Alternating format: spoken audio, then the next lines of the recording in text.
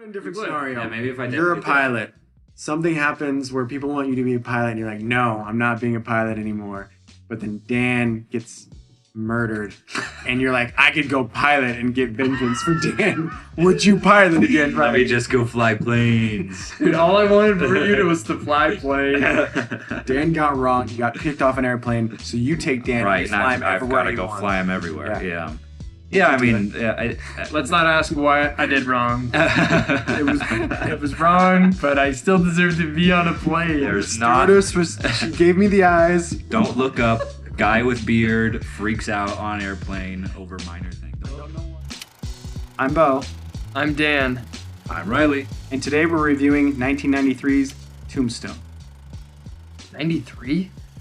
Wow. Yeah. Dang, that's an old movie. We watched it in HD, so better than. It didn't feel so old. Yeah. I thought it was like I loved 2007. the look. Yeah. 2007?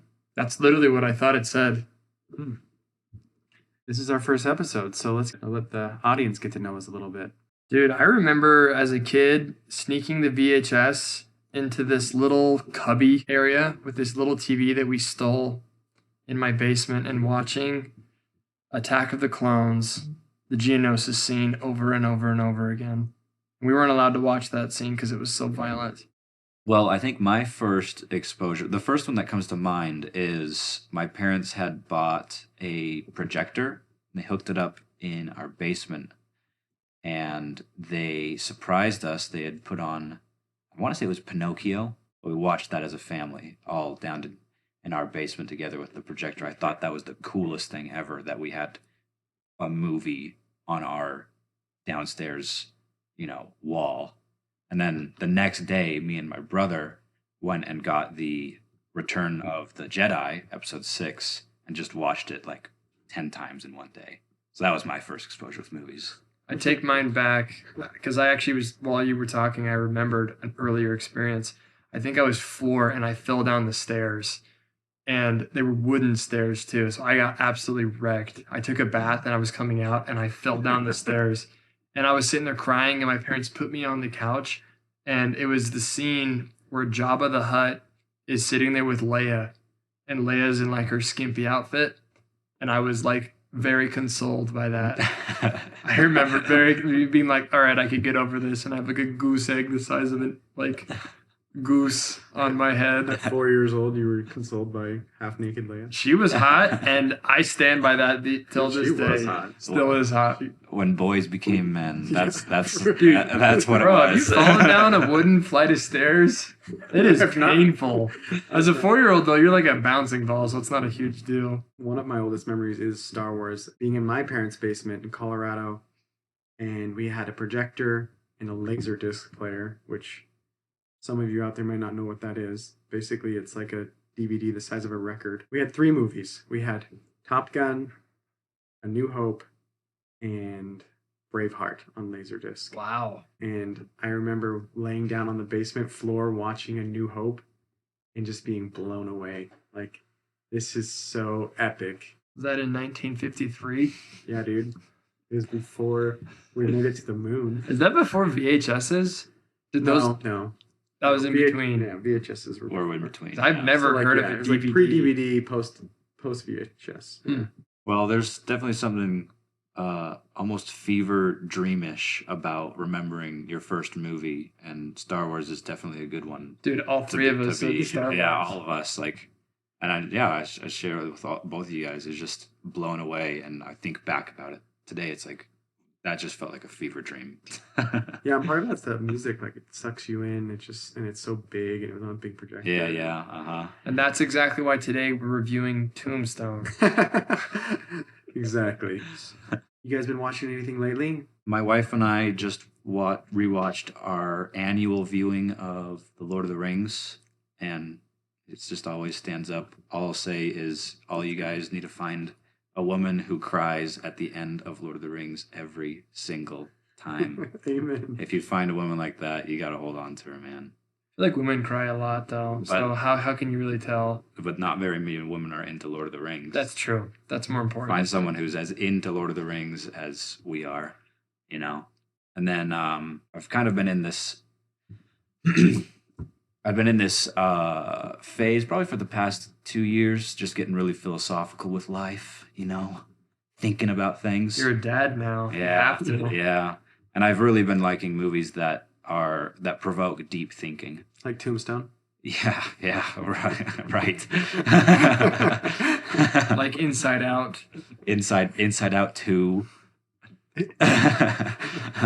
But those have been kind of my jams. The one that's on my mind lately has been Arrival. Maybe we'll do an episode of that later. But it's an amazing movie. Y'all need to go see it. Yeah, I'm going to be honest with our audience. He wanted to watch that as our first movie, and I was like, I don't know if I want to do that. I've seen it. I just remember I was like, I don't know if I cared for that. But Riley's making a case for it, so I think we need to review it.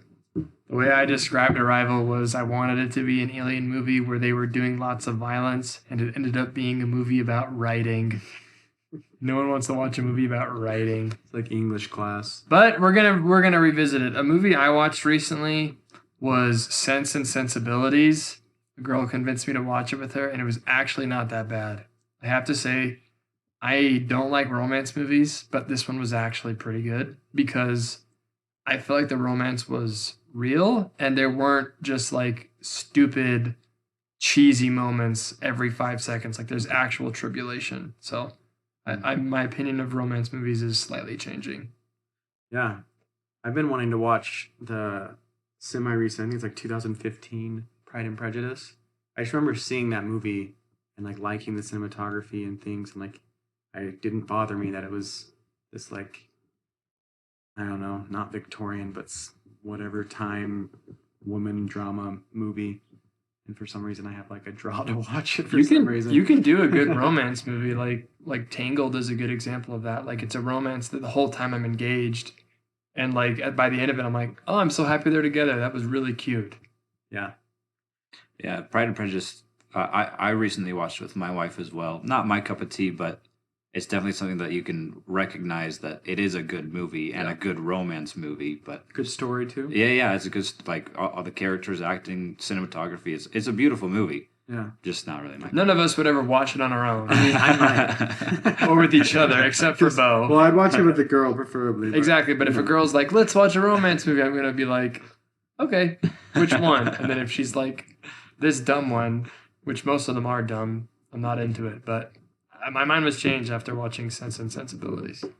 I recently watched the Count of Monte Cristo 2024 French version, and like a week after the American version from like 2000. When was that?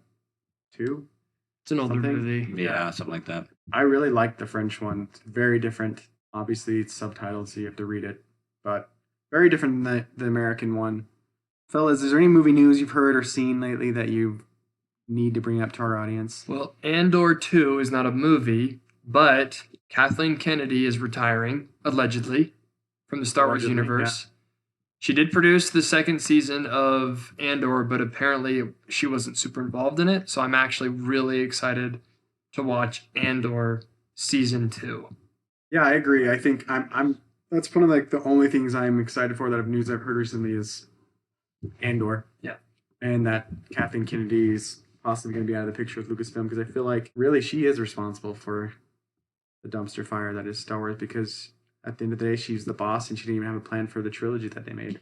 So, yeah. I mean, I hope the future of Star Wars is good, but part of me has lost hope. Yeah, I lost a lot of hope with the future of Star Wars. I'm kind of burnt out with it. I agree. But here's to hoping. I will watch season 2, and I will tell you if it's any good. Return of the Hope of Star Wars. Yeah, we'll talk about it. We're going to try to visit all the iconic movies of the past.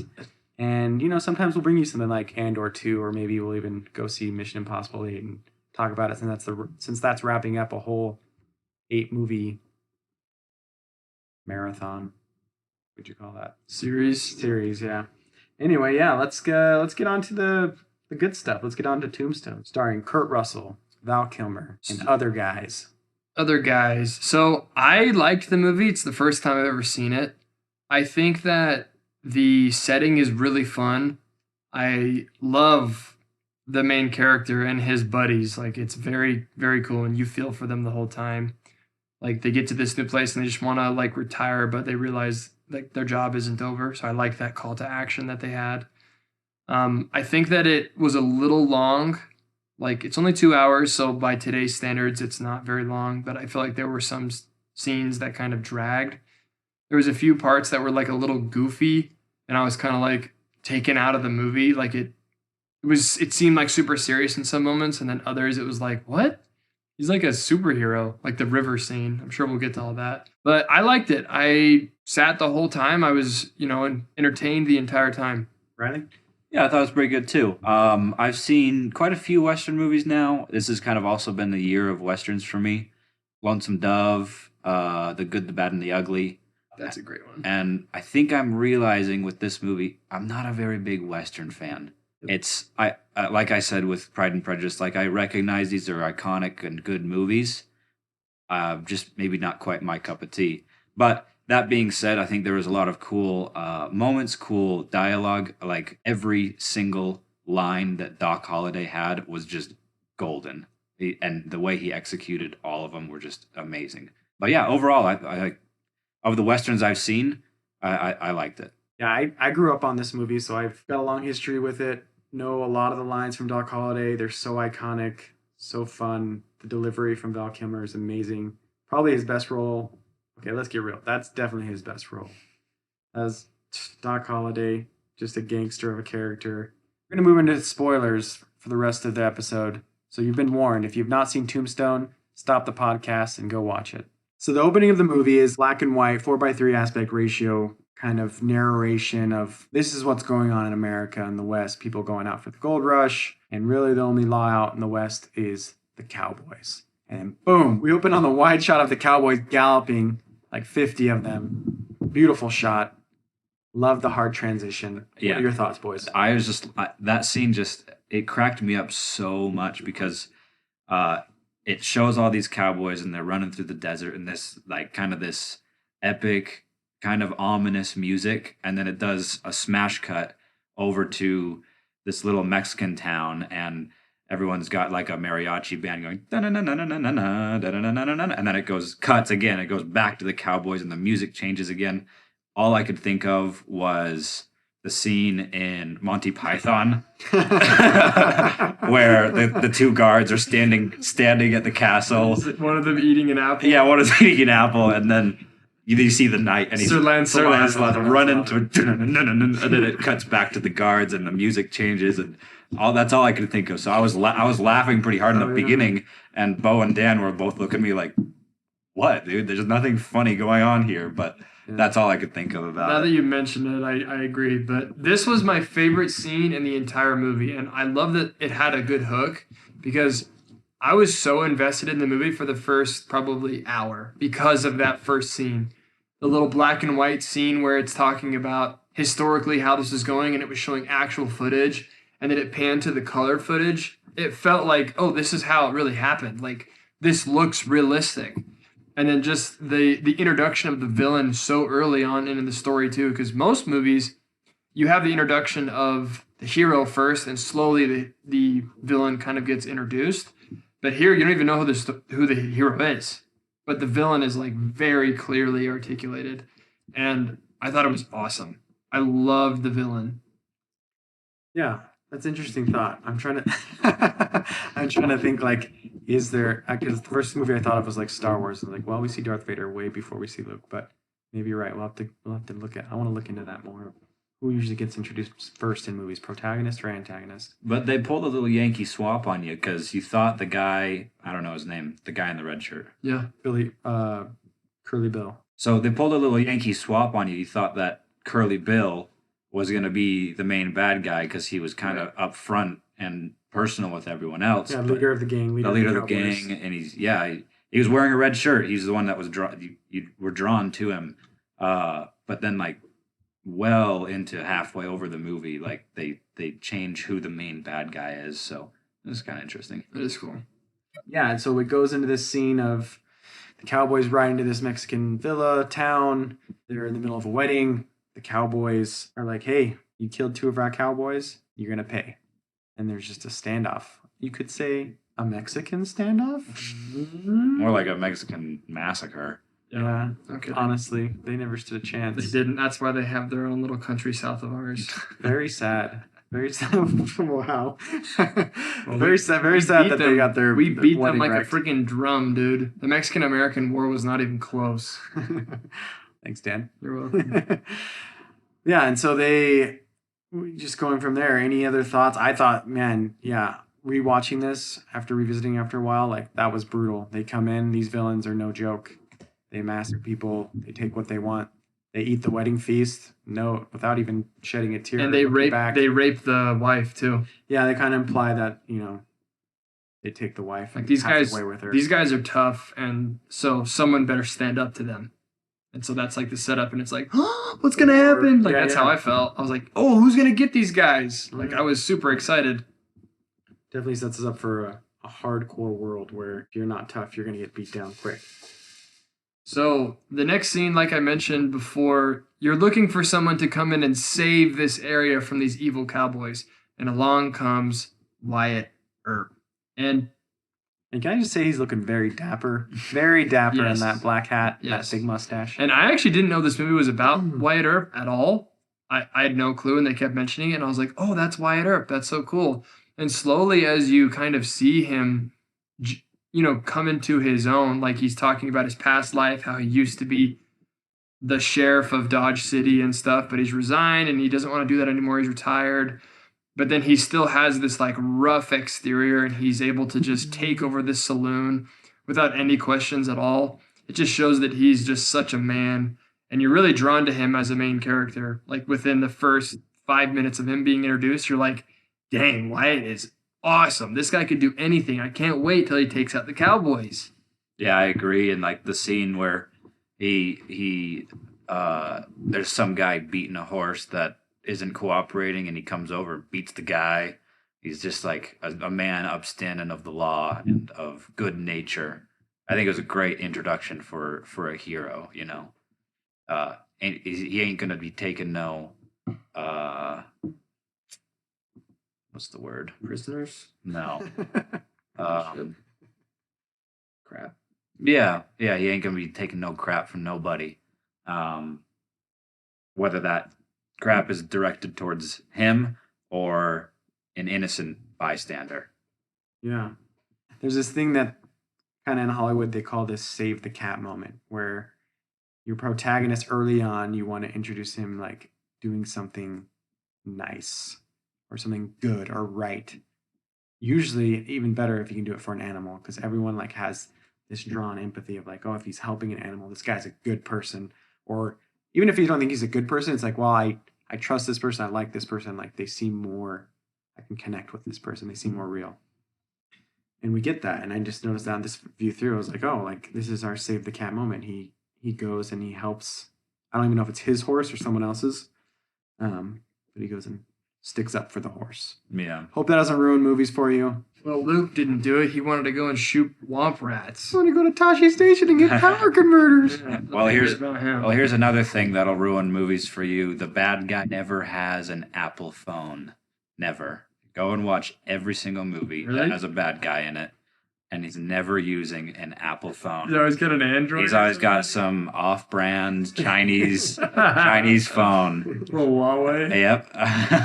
Can't have bad Or guys using Apple. they're Baby. they're usually using flip phones, and then they break it in half like a bad guy. Audience, prove Riley wrong. Yeah. Honestly, Show yeah. us the clips of bad guys using an iPhone. If you can find us a clip of a bad guy using an iPhone without AI, then Riley will.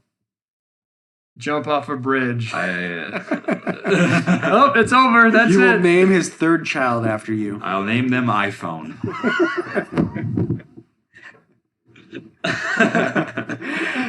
All right, Riley, take us over to scene 3. All right, scene 3. So we're meeting Doc Holliday, and I'm actually glad I'm taking over this one because, like I said, Doc's my favorite character. Early on, you find out he has TB, tuberculosis, which back in the Cowboy days is terminal. There's like no way of beating tuberculosis. And you see this scene, and he's gambling in the saloon, and behind him is this artwork of this woman sprawled out. and he's having the time of his life, stealing, cheating, stabbing people. And it just sets up Doc's character so well because, well, that mosaic, that picture behind him is kind of a symbol saying Doc is only after one thing now, and it is pleasure.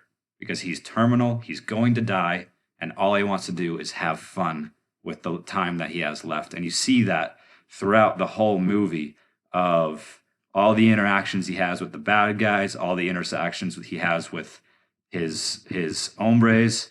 All he's out there is to have fun and spit mad one-liners. Yeah, I think you're right. I think that's a great pull of like recognizing that symbolism in the production design there with that painting and things.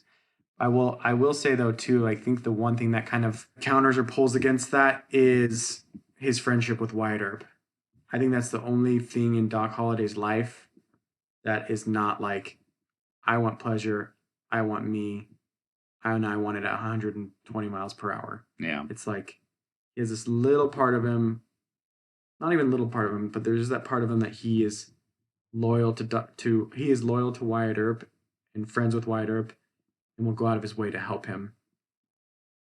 And I think it's actually a great thread and part of the movie. One of my favorite parts of the movie, besides the character himself of Doc Holliday, is his loyalty and commitment to his friend. I agree. I would actually argue that the movie is not great without Doc. Yeah, I absolutely. Like, I don't think it would even be very good without Doc. Yeah. Like, the very end scene, I know I'm jumping super ahead, but the very end scene when Doc dies, he turns to Wyatt and he says, like, everything in my life, basically, that's good came from you.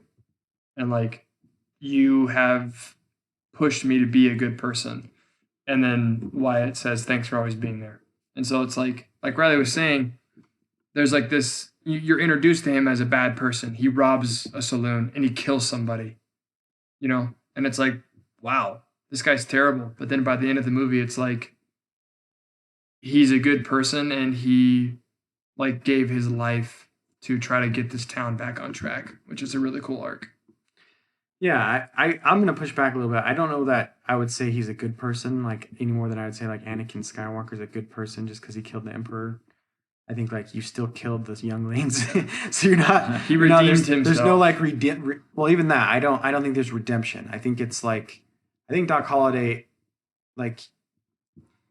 And we are getting way ahead of it, so I want to touch on it more later. But I think Doc Holliday is just a person. Yeah, he's a person of the world. He's a he's a person of pleasure.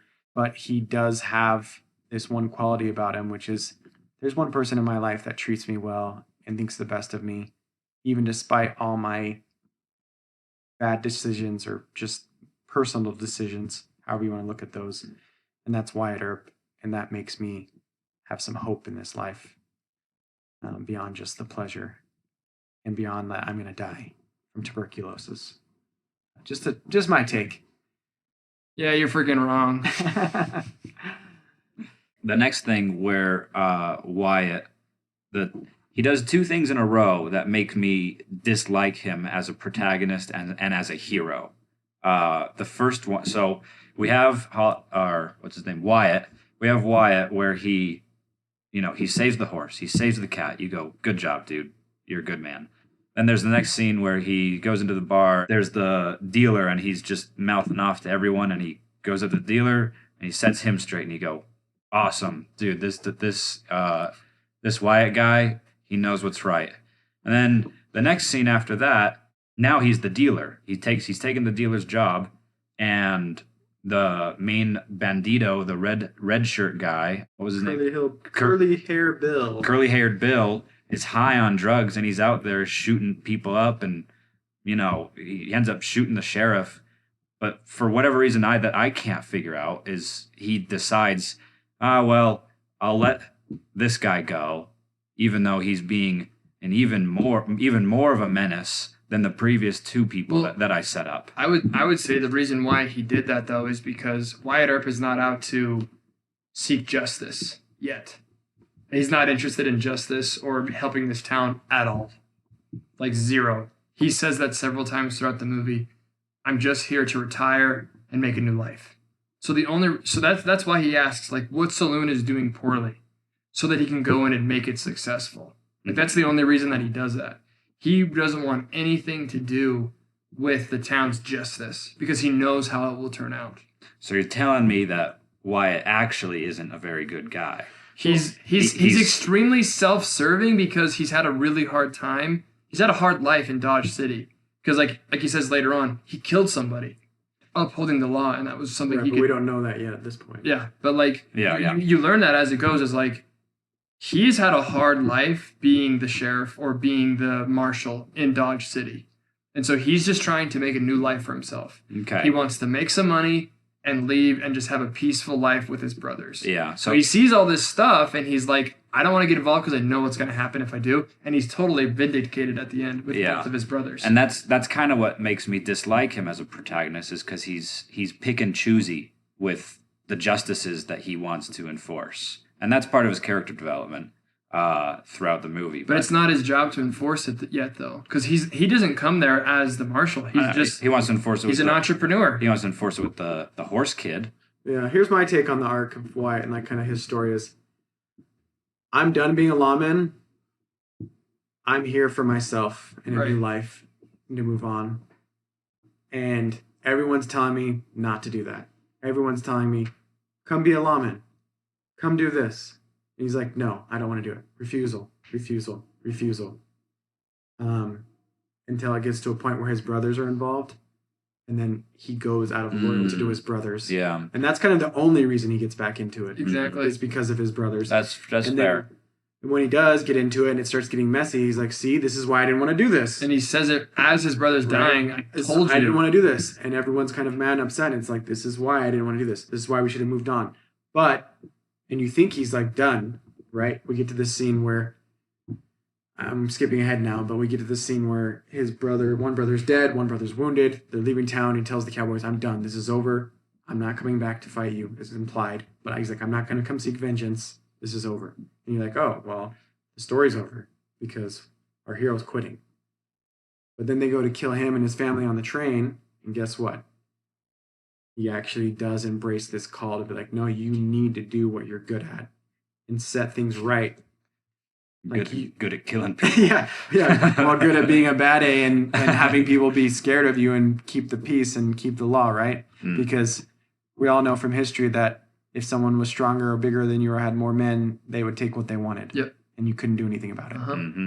And so Wyatt Earp's a person that says, well, I'm going to be bigger and stronger and even get friends to help me so that we can keep some peace and order. I think that another thing, like, I get what you're saying, Riley, but, like, I think every protagonist has to have that moment at the beginning where, like, you know, they're not perfect and they're not doing things right. It's the call to and then eventually his brothers are like, we could do something in this town to help it out. But them going and doing that thing ends up blowing off one of their arms and killing the other one, which leaves two widows. Or not two widows, but a widow and you know, the guy. Yeah, and a cripple. And it's like, you can totally see why Wyatt was protective of his brothers. Like, he just shows up in this town. He's like, I can't do this. Yeah. It's not my problem. Okay. I'll give you guys that point. I will. Well, I thought the scene you were going to say you didn't like was him. The next scene, Yeah. that is the scene that is almost irredeemable for me. I'm with you on this I want to one. clarify, too. Curly hair Bill, you're saying he gets let go? Is that what you understood from that scene? Yeah. He Like, he captures him, like, you killed the marshal, I knock you out, I'm taking you in, yeah. and you're saying he releases him? No. Or is that your interpretation? No. When he's sitting there in the saloon and the sheriff comes in and he's like, "Hey, we need your help. Like, this guy's out here and I can't deal with him, you know, and we need your help." But he's like, Well, he's coming to, he's actually talking to the marshal because that's his job. He's like, but they both ask. And the they marshal- both ask. Wyatt's like, no, you should just let it go. Yeah. Wyatt even says, he's like, no, I would just let him go. And he's like, the marshal's like, no, I have to do something about it because it's my job. Right? Which is the right thing, because it's really not. Wyatt's place. It's not Wyatt's job. It's not. He's just a saloon owner. He just got there. I know, but that's what I'm saying about him is that he. You don't like that about him. I don't right? like that because Okay. I he's see what you're saying. he's super selfish. I thought you meant something else. This is good clarification. Yeah, he's super selfish. He's only out there to, you know, look out for himself. He Right. kicks out the dealer, and then he takes his job for his money. And then the next scene, which makes me really dislike him is he's a married man. And there's this hot hussy that is out there. She's an actress, and she plays the devil. Yeah, she plays the devil in one of the scenes, and now he's flirting. Yeah, and he's flirting with her, and he's cheating on her. And this is my biggest gripe with almost every romance movie that women love. Crazy in Alabama. That's the first one that comes off the top of my head. But the main protagonists of most romance movies, the man or the woman, will meet someone else. They're already in a relationship, and because they love someone more than the relationship that they already have, is totally okay because they're in love and it's love at first sight. You can go ahead and cheat on your husband, your fiance, your boyfriend, your girlfriend, and it's like, dude, Wyatt, I was here for you, man. Yeah. I was backing you up. The mustache, the hat, the fit, it all was working. It was great. It was all working. But then he had to go and just. He doesn't actually cheat. No, he doesn't. But emotionally, he definitely cheating, yeah. They have that little mountain scene. They have the mountain scene where they're both on their horses and then they go gallop together. Like, you don't need to go gallop with her. You know where that leads. Well, that's one thing. Going and laying out the picnic blanket. Oh, the picnic blanket was a joke. No, dude. Like, I know this is a different time, but no picnic blankets. Yeah. No way. And then everything that she said was it rubbed me the wrong way. She doesn't even want to have a family. No family. She wants to. Yeah. She wants to explore the world and you know what we're not mentioning? Wyatt Earp has a wife who is ill. Who is literally dying. Yeah. Well, I think she's a drug addict. Is that what it is? No, she's drug addict. She has headaches. And so I think she's gotten addicted to laudanum, and she's just. But that's an not excuse to like keep using. But that's not an excuse. I'm not saying an excuse. I'm just telling you this. Yeah. But if you have a crackhead wife at home, you don't go doing picnics with the hussy. Yeah, I agree. I just point out. Like, I know this. We're not going to get into like politics or. Well, I hate saying the word politics. We're not going to get into this stuff, but.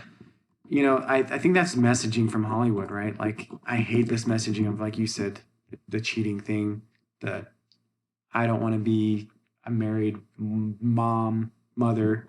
It's just... it's like have fun and travel. Yeah. As soon as there's something shiny and new and better, it's like, go and chase after that, because that's what's great. Wyatt, just wait. Wait till she sees someone younger and hotter. Yeah, right, yeah. Yeah. But those shiny things that rust away, you know. So that right there is pretty irredeemable for me for Wyatt. I agree, and that's why I drew after that scene. I drew to Doc Holliday so much more because he was someone who was just true to himself. Like sure he was only after pleasure, but he knew it, you know, and. He did it in the most charismatic way, you know. He stole my heart from the very beginning. So is it better? So we're saying, is it? Well, I'm gonna pose this question: is it better to be all in for yourself and like worldly and sinful, and embrace it, or to be someone who's just your average guy that falls into diverse things that you shouldn't be doing? Doc says it himself. He calls himself a hypocrite, and that wasn't true.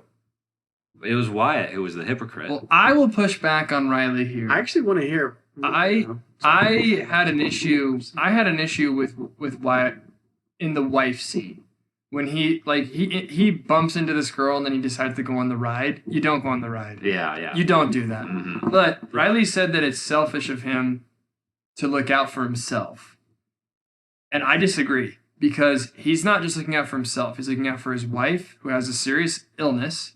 He's looking out for both of his brothers and both of their wives.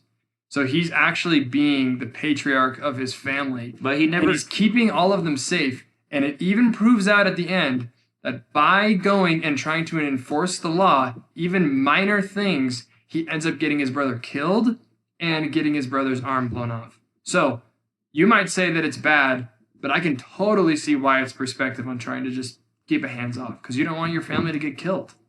Yeah, I mean, that's fair, but he never shows any kind of affection for his wife. She asks him to just stay with him, and he's like, I'm just going to do this thing. That's fair enough, and that's clearly because he doesn't like being around her because she's a crackhead. which is a different thing entirely. But you Well- can tell how much he loves his brothers, and that's his main concern. Right. Because as soon as they start trying to like enforce the law, he's like, "Don't do this. You're going to regret it. This is a minor thing. Stay out of it." And they don't. And it gets him killed. Yeah. The first introduction of his wife, I'm just thinking about their relationship overall. It's like she comes to the train station. He's already met his brothers, and like we don't get a real good sense of where their relationship's at.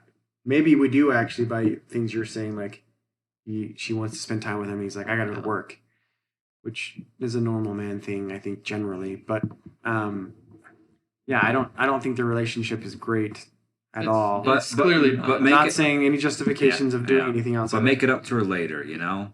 Sorry, I gotta go work today, but tomorrow let's go to have a picnic. Tomorrow I'm gonna get you as much crack as you. Yeah. I'll get you the best hit of opium. We'll go you've snort ever it off had. the horse's butt. You know.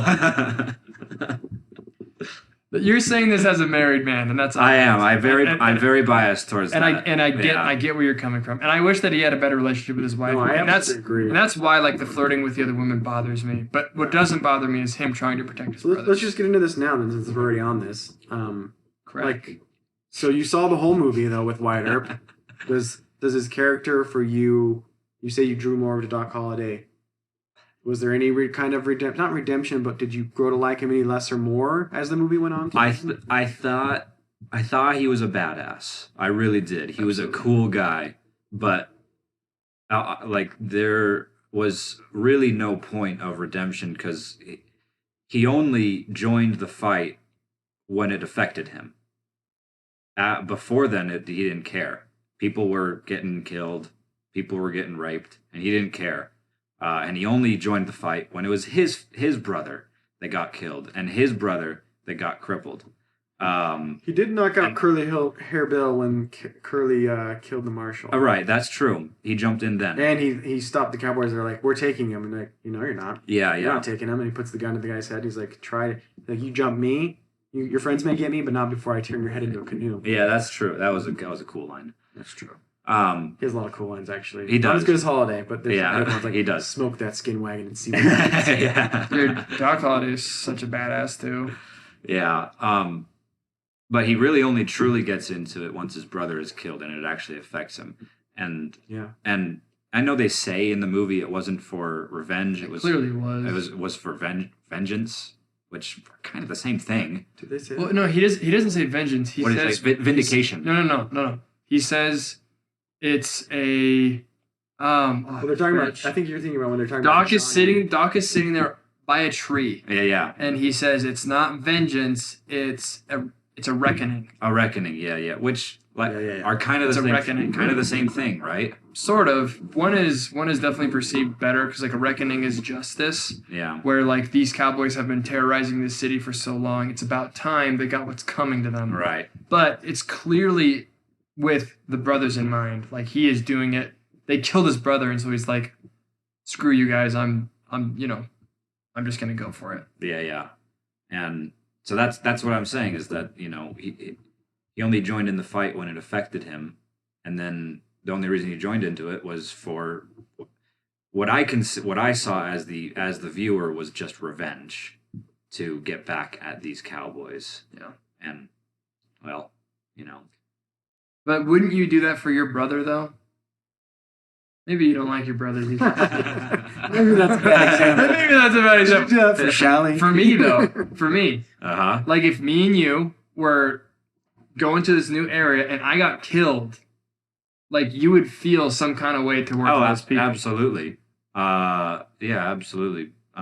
Watch your words here, Riley. I don't think I'd go on a mass killing spree like he did. Maybe if you had the background of why. Maybe if I did. Let's put it in a different You would. scenario. Yeah, maybe if I did. You're a pilot. Something happens where people want you to be a pilot, and you're like, "No, I'm not being a pilot anymore."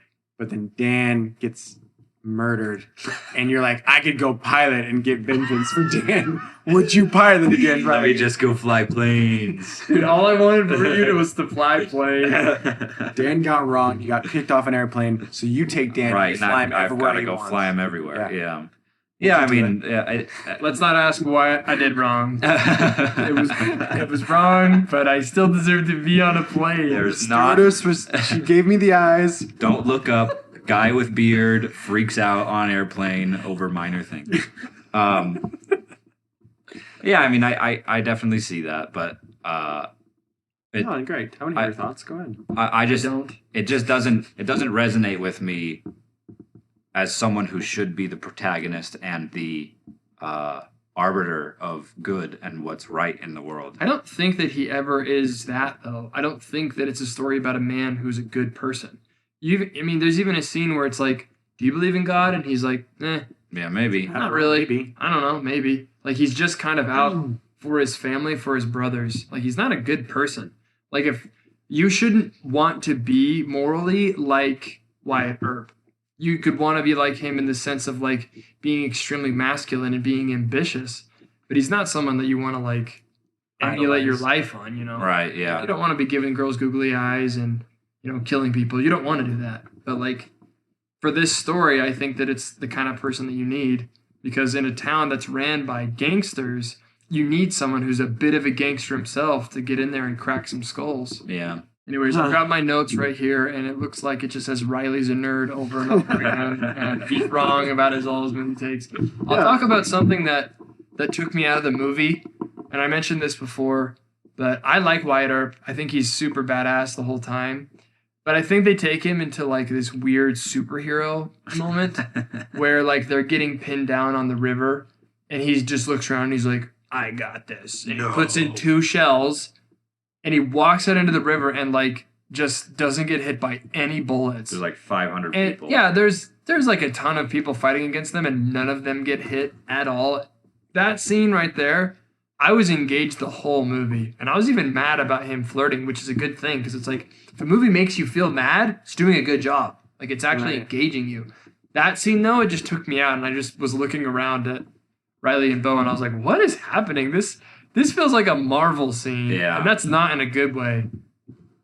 Yeah. So you're referring to where he walks towards Curly Bill and doesn't get hit by any of the cowboys shooting at him, and then just kills Curly Bill. Yeah. And then he kills everyone else, and everyone, like... Right. Yeah, and talk about what, like... It's interesting because they even, like, comment on it. Go ahead, Riley. And talk about, like, what a terrible climax to the killing of one of the big baddies, you know? Yeah. There should be some kind of showdown, some build up to how he's going to die, but all of a sudden we're in this river tree scene, and then he shoots him in the river, and that's that. And he's invincible. He doesn't get shot by anybody. Yeah. So it was super anticlimactic end to Curly Bill's. Who's allegedly, like, this scheming genius, right? Yeah. And he just gets shot in the middle of a river. And he runs out to the middle of the river with him. I wonder if it is necessarily a Yankee swap or not, what you're saying with the bad guy. Because even at the very beginning opening scene, Johnny Ringo, he's in the shadows. Yeah, in the shadows, but, like, he's very prominent. Like, he's the one that gives the line, like, from Revelations from the Bible. Yeah. And so it's like about that too. So, like, I think he kind of maybe is kind of more of, like, the actual villain, and Curly's just kind of like, well, I'm the leader of the gang. Yeah, he's like the little... Ringo's like, yeah, whatever. I'm the real bad A. I'm the best gunslinger. He's the mini boss. I'm the most educated. Yeah, right. He's like, it's like Michael Scott and Dwight, right? It's like, I'm the manager, you're assistant too. Yeah. So what was the Bible verse? Before we, okay, we'll get into that, and then I'll talk about my thing. Well, no, really quick, the river thing. So it's kind of funny. The movie even comments about it itself. So after the scene where Wyatt goes to the river, shoots Curly Bill, they're, like, getting their gear ready, and they're like, "Where is Wyatt?" And Doc Holliday's like, "He's by the river, walking on water."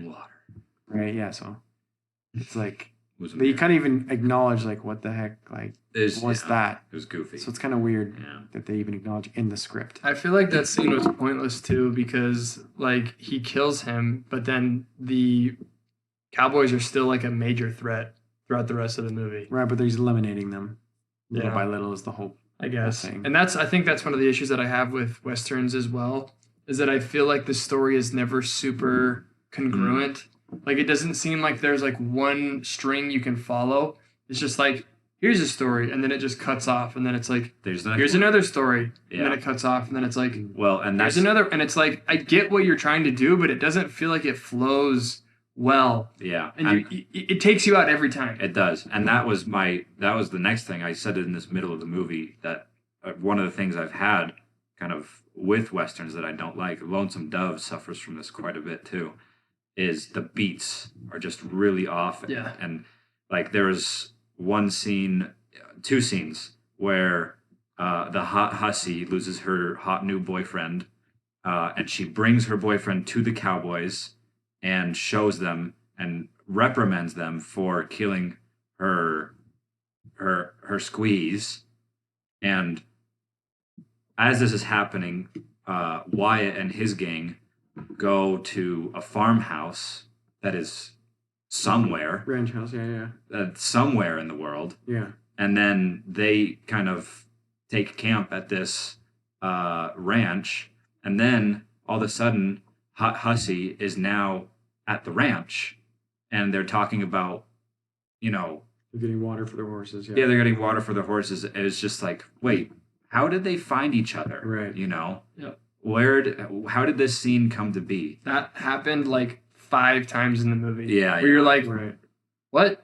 Hold on. Yeah, there needs to be. They have to cross paths somehow, but you're saying you need it to be in a Yeah, it's the Wild West, and a little tiny rinky-dink ranch in the middle of in the middle of the desert. Like, how's she gonna know he was there? I totally see where you're coming from. Devil's advocate, I'll say, like, if there's only so much settled land and water, then everyone's gonna stop at the same places, right? There's only one gas station in town. Everyone gets gas at that at that gas station. But who knows? Yeah. I see your point. Yeah, fair enough. But like, to go along with Riley's point though, like the scene where he is in the mountains and he finds this chick, It's just out of the blue. that one's like, what? She was totally stalking That's him. so random. Like, followed him. like you can tell from the She followed him. and again, I'm a geography guy, big nerd right here. Yeah.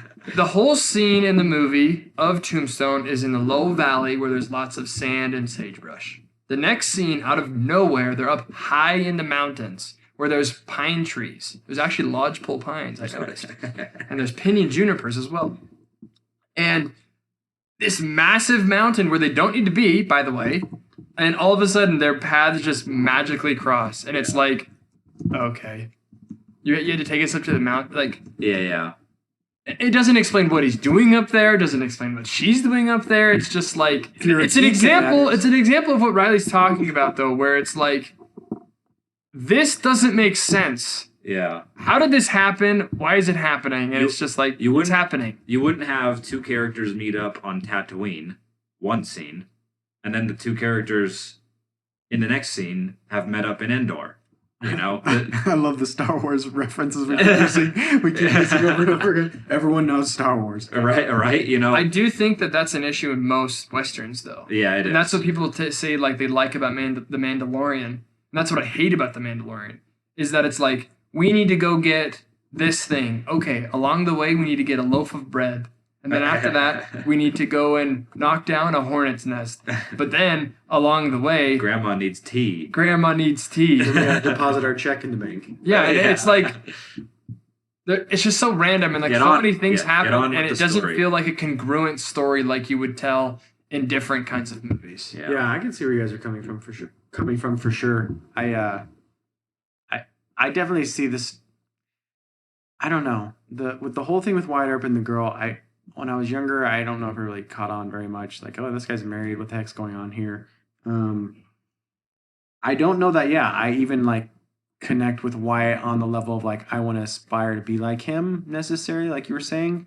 But I think I do see what the story is about, for me at least. What I take from it is, and I don't want to repeat myself too much, but yeah, it's the story of someone that is very capable, but has tried to move on, very capable at being a peacekeeper, being a lawman, but doesn't want that in his life anymore, wants to try to find something, but he doesn't even know what he wants. We pointed that earlier, like he doesn't believe in God, he doesn't believe in the afterlife. Maybe he does, maybe he doesn't. And he even says at the end of the movie, like, I've never known what I wanted until now. And now I can't have it. But He ends up getting it, by the way. Spoiler alert. So he does get it. It is But- sad to me too because I don't connect with him on that aspect either. Because Yeah. I just think though, like the story is, it's like there's this very capable man, and he knows he could do this thing, and he refuses to do it. And then when he does do it, bad things happen. It's like, well, now I got to keep doing this to make it kind of final. And maybe my brother's had a point in as much as like, if you have the ability to help people, maybe you should. If you're really good at something, maybe you should do it.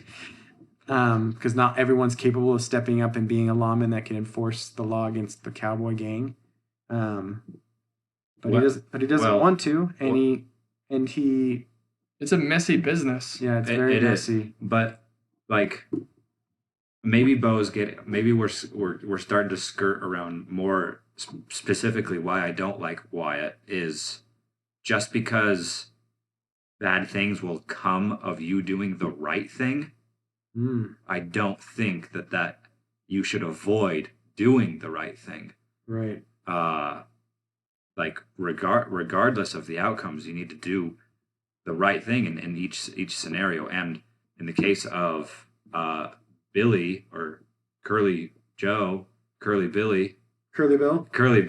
in the case of Curly Bill, drunk, high, shooting up the town, the right thing was Wyatt had the means to go out and stop him before the sheriff or the deputy. It was the marshal. The marshal, before the marshal got killed trying to do it. But or at least maybe even like backing him up, like going with him. Yeah. Since he didn't have the authority, it's like, well, exactly. I could still be a support. I could still be there to be 2-on-1. Yeah. And they asked for his help, but he refused. Dude. Well, they didn't directly ask for help. They come in there to get the marshal. Like, as far as the script goes, like, it's the sheriff's coming in for the marshal because it's a town problem. Yeah. So I'm glad Bo said that, because that pinpoints right where I don't like Wyatt is because he should do the right thing because he's capable and he's just afraid of the consequences. Right. I think what I'm getting from this and realizing too is this protagonist is a very flawed, almost to the degree of like an anti-hero, right? Like flawed protagonist. He's not like who's like a really good and virtuous protagonist. Luke Skywalker. Yeah, sure. Luke Skywalker. Let's go with that. Jesus Christ. That's a great one. Or like Clark Kent, right? Outstanding citizen. Yeah. Even though he's a freaking alien. Yeah. Yeah, he's not like a good guy. Like he's. Yeah. He just isn't. Neither is Doc Holliday. I get why Riley doesn't like that, and I totally understand it. But I'm gonna refer back to my notes that says Riley is a nerd, and just leave it there. Let's just keep going through the things we liked and didn't like, and then we can just wrap up with our scores of the video. I wanted to talk about the Bible verse quoted at the beginning of the movie. Yeah. Revelations. Do you remember the verse? Dude, I don't read Revelations. More or less. I don't read Revelations. It's something about there was behold, the pale horse, and the man that rode upon him was death. Yes. And hell followed with him. So what do you guys think? What do you guys think? Where's the pale horse? Where's the death that rides upon the pale horse in the movie? I don't know. I mean, I think like the conclusion you could jump to is like, well, it's Wyatt Earp, and he brings hell. He even says it in the movie. And like, I disagree. Right. I know. I'm saying I knew you were going to disagree. That's why I said it that way. I think I know what you're going to say, Riley. You're going to say, "Oh, the girl was on the pale horse, and she brought hell to the movie because she messed up his marriage and blah blah blah." You could say that, but that's not where I'm going with it either. Okay. So I'd be interested to hear what you say, but I think like it could be easy to jump to that conclusion, like I stated, that it's Wyatt Earp because he even says the line, "Hell's coming with me. I'm coming for you all." Mm-hmm. Right. But go ahead, give us your take. Well, I need to give my take. Yeah, go for it. I think whatever Riley says is wrong and stupid.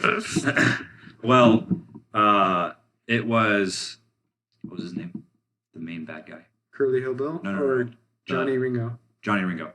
So it was Johnny Ringo that quoted the verse. And at the very end of the movie, he's killed by Doc Holliday? By Doc Holliday. And obviously, Doc Holliday's been suffering from TB this whole time. And in that scene, he's as pale as a ghost.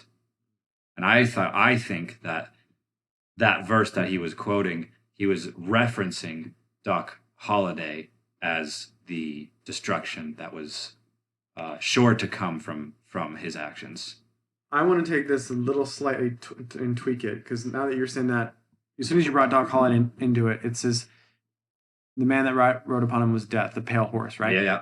So what if it's more of like, it actually is this combination of Wyatt and Doc Holliday, because only together do they ever do anything to like defeat the Cowboys, and even Johnny Ringo, like it was Doc that does it. Is it kind of the duo of the pale horses is Doc Holliday, and the man who set upon him his death is Wyatt Earp? I don't know. Maybe something to that. It might be, but I mean, Wyatt didn't help. He didn't help very much in the killing of Johnny Ringo. Johnny Ringo. He did kill Curly Bill. He did, yeah. A lot of other cowboys. Yeah. So I just thought that was kind of cool that instead of an actual pale white horse, it was Johnny Ringo or Doc Holliday, pale as a ghost from his TB, that brought destruction to this horrible man. Yeah, he quotes the Bible verse, and then he's dies by the pale horse. So that was my interpretation of it. Huh, it's interesting. That's good. I think I'm right. Wrong. Here's where I disagree with. Well, I think sometimes it's just terms, but for me, movies should never be like I'm right. Or messaging. Some people say like that movie has a great message, but like a movie shouldn't have a message. A commercial has a message. A movie should have a theme. A theme is something that is like, wow, I'm really thinking about that. It had an impact on me, but I can't quite articulate what that is. And great movies have themes, not messages. And I think this movie has a theme. And that theme kind of is a lot around, like you talked about. If you have the power to do something, if you're good at something, if you have the capability, should you stand up and do it? Because one could argue too, right?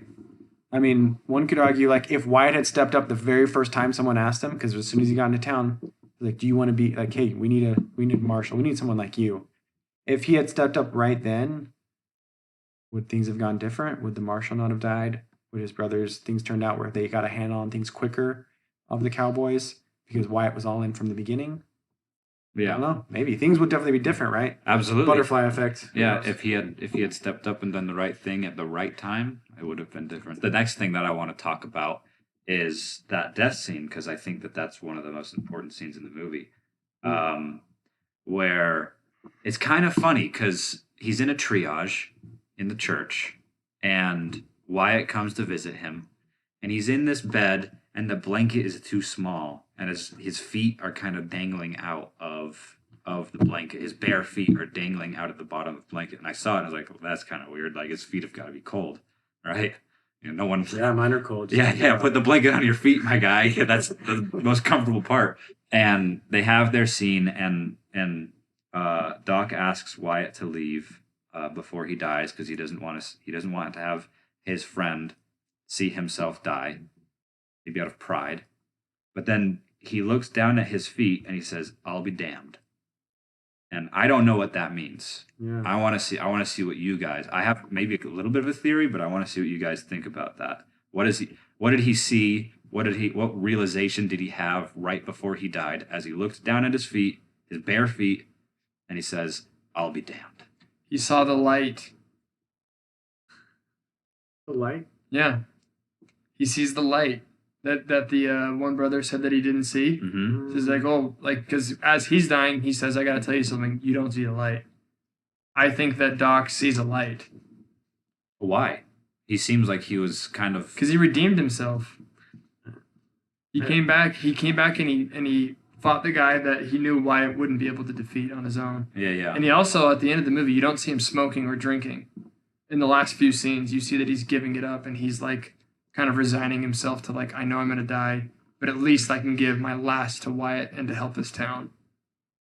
Yeah, I still say redeeming is a strong word for people like Doc Holliday or Anakin Skywalker, but I would say they do good deeds, or like they do loyal things or right things, right? So- He does right by his friend Wyatt by being a good friend to him and doing something for him that Wyatt could not do for himself. Right. So, and maybe this is another gripe that I have with the movie is why Dang, did a lot of gripes. Dude, Riley, we're like freaking gripely. is why did Doc see the light when Wyatt's brother, who as far as I could tell True. was Very was the virtuous most man. virtuous Yeah. person, one of the most virtuous characters in the movie. He did say, "Look at those ladies over there. Hello, Yeah. ladies." Dude, he was constantly looking at other It's like your women. wife's sitting right behind It's you. actually so true. He was the horn dog. That's true. So maybe he was Different cheating on tack. his wife. Kidding. But he's the one who wants to save the. I guess him and his brother are the ones that want to save the town in the first place. Yeah. So why didn't he see the light? Well, I'm not saying that he sees the light. That's just You the did thing. say that. Roll the clip. I'm not saying that's exactly what it is. I could be totally proven wrong, and I'd love to hear what you guys have to say. Okay. But I think that it's a possibility at least, because he's like shocked that he's seeing something, and then he dies. Yeah, And it referenced the light before. It I did. kind of like that pull, Dan. I kind of like that. It's not what I was thinking, but and I have my quarrels with it and doubts. Like the pushback Riley gave, I think was valid. Well, my theory is. I'll go first. No, I'm just Oh kidding. yeah. I'm just Oh kidding. no. Do you have a theory? Yeah, go ahead. No, honestly, after that scene ended, because I don't even remember ever seeing that part where he says like "I'll be damned" and he's looking at his feet. I was like, what are they trying to tell us? Like, what's going on here? What's happening in this scene when he says that? Like, is he surprised that Wyatt actually left? Is he? I kind of like Dan's take, to be honest. I can't really think of any other thing. Like, there's nothing like any before reference about feet or him always wearing shoes or anything, or like, I don't get it. I really don't. So I'd love to hear your thoughts. Yeah. So my thought is they have the conversation about people when they die they see a light and they're pulled towards it. His Wyatt's brother dies and he doesn't see anything, and then Doc dies and he says, "I'll be damned." What I think, and going back to that initial scene where they're talking about the light, it was Doc who brought up, well, what is it when you go to hell? And no one had a good answer for it.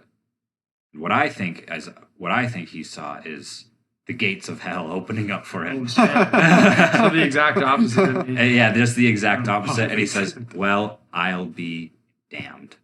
He didn't lead a great life, It's true. and he's going to pay the consequences for it. Yep. Yeah. And I can see him being redeemed Yeah. in the end, and that's awesome. But I can also see where, he didn't see the light. I hate to say it, Riley, but I can totally see your perspective, and it's very valid. Tell me again. Refresh me. Do you remember this scene? Because I don't recall this at all. Where you're talking about where they're talking about a light and a So darkness. it's where they walk out. Doc's there. After the play. They walk out of the play. Yeah. Is Doc the one who says it? Doc is there. He yeah, totally is. Doc's there. The oldest brother, what's that? Virgil? guy? Virgil asks something about, what you see when you die. And then the older brother of Wyatt is like, well, I have a theory. And everyone's like, hey, don't get him going about religion because he's going to go forever, Yeah. And then he says people have seen lights, as they're dying. And then I'm fairly certain, correct me if I'm wrong, but it's Doc who brings up, well, what do they see when they go to hell? And I think Doc there I is... think that's Wyatt. I think Says Wyatt that. says that, and he makes a joke about Yeah, it he too. makes is it? He has a quip where he says, "Is there a sign or something?" Oh yeah, he's like, what about hell? Is there a sign or something? That's Oh, what he yeah, said. yeah, That's yeah. right. Okay. Now, I never have mind. better memory than you, Riggin' Rick. But still, this could be like It tie could- in, right? it Because that's could still be- it something could they're be- giving us. The director's And giving it could us. be Wyatt. Let's ask ChatGPT. And it could be Wyatt or Doc, whoever says it. They're reflecting. They're reflecting on their the actions that they've taken. And Yeah. it's even though Wyatt said he's not sure if he believes in God, him asking that means that he's concerned about the actions that he's taken and the inaction that he has taken throughout the movie. Yeah, I feel like he's being a little flippant, but maybe you're right. It is still a sign of him thinking Yeah, with every joke, there's truth behind it. Yeah, he was making a joke at the time, but I think that he was at that time reflecting on his own actions and where he may go at the end. Okay, here's what ChatGPT says. Doc Holliday's last words as he died in a bed in Colorado were reportedly, "Well, I'll be damned," a statement that some interpret as a observation about a man like himself, known for his wild ways, dying peacefully in bed with his boots off. Interesting. Isn't there like a saying like he died with his boots on or something like that, or like? Yeah, there's a saying, "Die with your boots on." And it's a well-known expression. It generally means to die while still actively engaged in your work, duties, or passions. Yeah. Okay. Go down swinging. Right. So he's giving up his ways. So no. It's like he's lived such a crazy life that the fact that he's dying in a hospital with no boots on is shocking to him. Right. He's not drinking. He's not doing. He's like, out of all the things that got me, it was this, and I'm sitting here in a hospital bed. I'll be damned. Peacefully dying. My friend's gonna go live his life. Yeah. Okay. Interesting. Right on. Well, do any of you, before we wrap up into the end of this and give our ratings, do you any of you guys have any big likes or dislikes about the movie you want to throw in here? I think overall, here's what I loved about the movie. Part of your score, because I feel like I'm being, I don't know, a little bit obtuse with all my random critiques. Because overall, I did like the movie. What I loved about the movie more than anything is that it just feels like such a classic Western film. They've got gambling. They've got gunfights. They've got the sheriff. They've got the cowboy gang. They got the saloon scene. They got the smoke all in the air. Like, I loved. And then they got the cool cowboy fight scenes where, like, they're on horseback. Like, it feels like if someone was to ask me, what's an iconic movie that represents cowboys in the West? I'd say Tombstone. I mean, I would love just to go over every line what Doc Holliday says. I actually love this. I love the scene where, like, he just gets the news from the doctor that he's basically toast. And his lady is like, "Don't worry about it. You're so tough. You're so this. You're so that. Don't worry about it." And she sticks the cigarette in his mouth. And he kind of sits there and she's like trying to fill him up. And it's supposed to be like this happy moment, but the camera's just on his face and he just looks miserable. Like, you can tell he's lived a life that is not fulfilling and he's paying the consequences. And like, people who choose to do things that hurt their spirit will not feel good in the end. Like, you will still feel that empty feeling. And the way Doc's face looks with the cigarette shoved into his mouth while he's getting the quote unquote best pleasure of his life, he just looks miserable. And he even says this line, "Then again, you may be the Antichrist." Yeah. Exactly. I love that scene. I think one of my favorite things about the movie is the friendship of Wyatt and Doc. And it's not the like most quoted line or the coolest line that Doc says, but when one of the posse good guys is like, "Doc, you're dying. Like, why are you even here?" He's like, "Wyatt Earp is my friend." And he's like, "Well, hell, I got lots of friends." And then Doc says, "I don't." So good. Just like, man, like because that's like heart-wrenching because like, yeah, he doesn't have a lot of friends. A lot of people don't like him. He's got a lot of issues. Wyatt treats him like a good friend and he loves and respects and is loyal to Wyatt. Yep. Riley, anything before we close with scores? My favorite quote is when he's drunk and he's staring down one of the cowboys. And the cowboy's like, "Hell, you can't even shoot. You're so drunk. You're going to see two of me." And he goes, "I have two guns, one for each of you." I think that's such a cool line. You liked it so much you had to look it up on your phone. It's so good, though. I'll clip that out.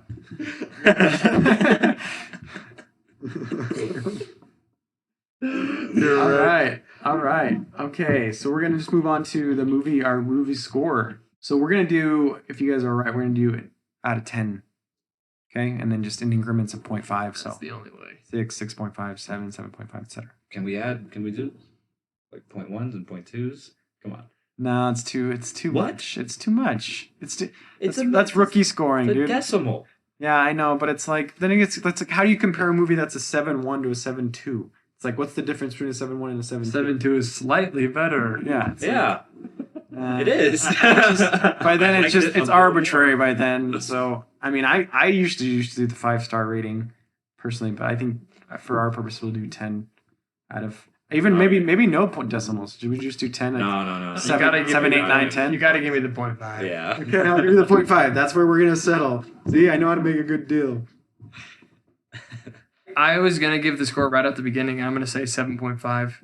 I think that if it was a little shorter, a little tighter, and you get rid of some of the more like goofy scenes, I'd give it an 8. But 7.5. I'm gonna give 2 scores. That's not allowed. I'm just kidding. One score is westerns, the westerns that I've seen, which is like 6. And then just an overall my favorite. So of the westerns that I've seen, 8.5. Very fair. The movies that I've seen overall throughout my life, Yeah, just movie score. 6. Dang. Wow. Jeez. Yeah. Freaking brutal. I'm giving this.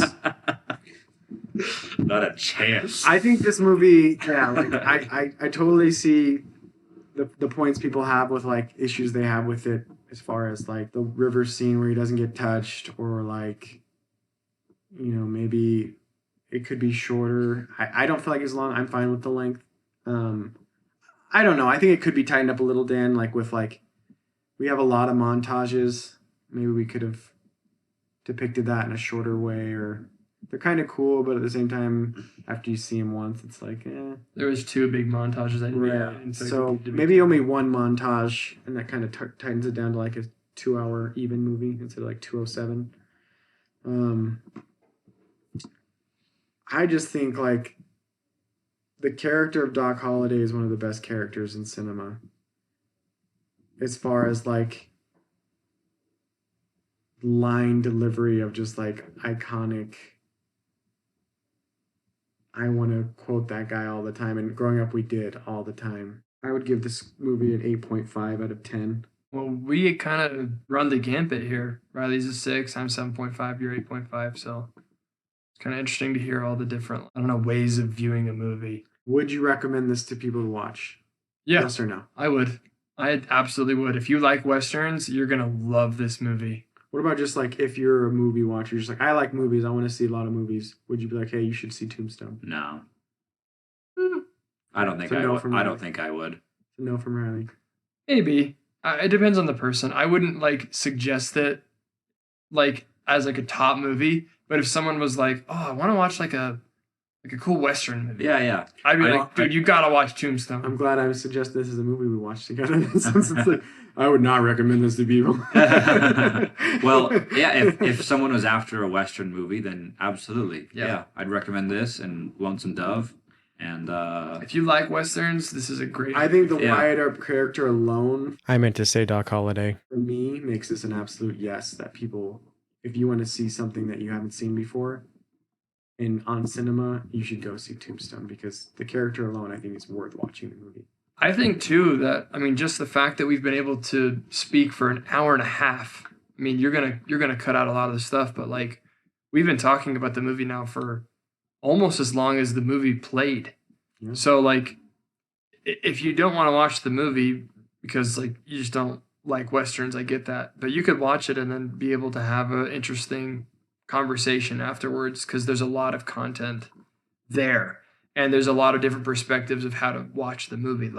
I didn't think about at all how Riley saw Wyatt in that scene at all. So it's fun to at least watch with somebody and get their take. Thank you for joining us. We're so glad we have Riley with us and Dan. Next week, we're going to be reviewing The Prestige, directed by Christopher Nolan. Did you guys watch Fall Guy? It was so stupid. Fall Guy? I can imagine. It was so... Oh, no, yeah, Fall Guy, the Ryan Gosling. Yeah. Yeah, it was kind of dumb. It is a I saw romance. it playing.